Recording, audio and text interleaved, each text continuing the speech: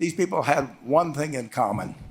They knew they had it in themselves. They knew they could be something beyond where they were.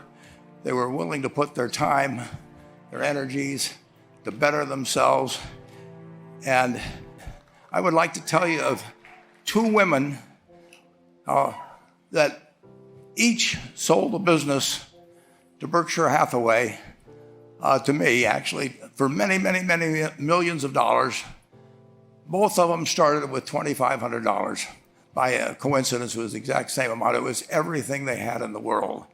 And one of them was a woman who landed in Seattle in 1917, couldn't speak a word of English, had a tag around her neck. The tag said, Fort Dodge, Iowa.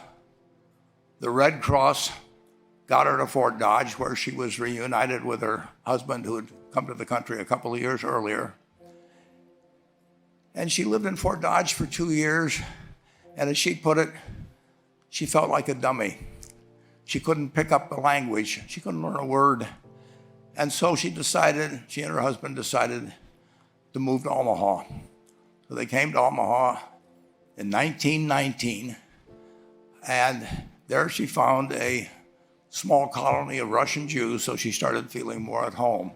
And then as her oldest daughter went to school, she would come home, this daughter, Frances, and she would teach her mother the words she'd learned in school that day.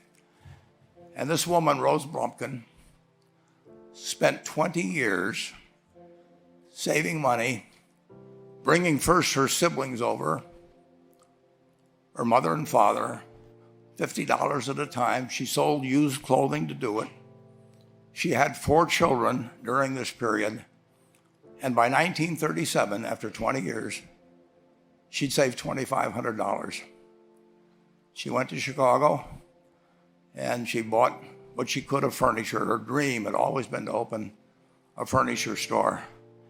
And this woman who had never gone to school one day in her life, with $2,500, but with the same spirit that the people in this room had about having a dream and working to accomplish that dream, she built a business which she sold to me in 1983 for $60 million approximately, and which did $1.5 billion worth of business last year. The 4th generation is working in that business. This woman, Rose Blumpkin, she worked for me until she was 103. And then she retired and she died the next year, which is a lesson to all of Berkshire's managers that premature retirement, you can't tell what's going to happen.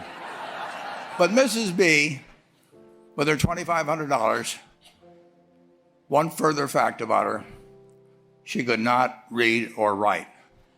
And she went into a furniture business, and she didn't bring anything unique in furniture, but she brought a determination to succeed. She knew she could outwork anyone else. She knew she cared about her customers. She worked at very low gross margins, but she built this incredible business. And I saw one other woman who did a similar thing with $2,500. I paid her hundreds of millions of dollars for her business. So I decided to go to the source and get these people before, I don't want you guys coming around to me asking me hundreds of millions of dollars. I'd like to join in with you much earlier. So Então a senhora Rose, ou Mr. B, como chamam, ela construiu esse império gigantesco, destruiu a concorrência, ela não sabia ler, não sabia escrever. Ela juntou de 50 em 50 dólares durante 20 anos. Mas a determinação e o foco fez ela cumprir seu objetivo de abrir sua loja e ser bem sucedida. I use the old-fashioned way. Tell the truth, buy right, sell cheap. Buying cheap and selling cheap did not endear Mrs. B to Nebraska businessmen. They boycotted her for decades, and so did their suppliers and their bankers.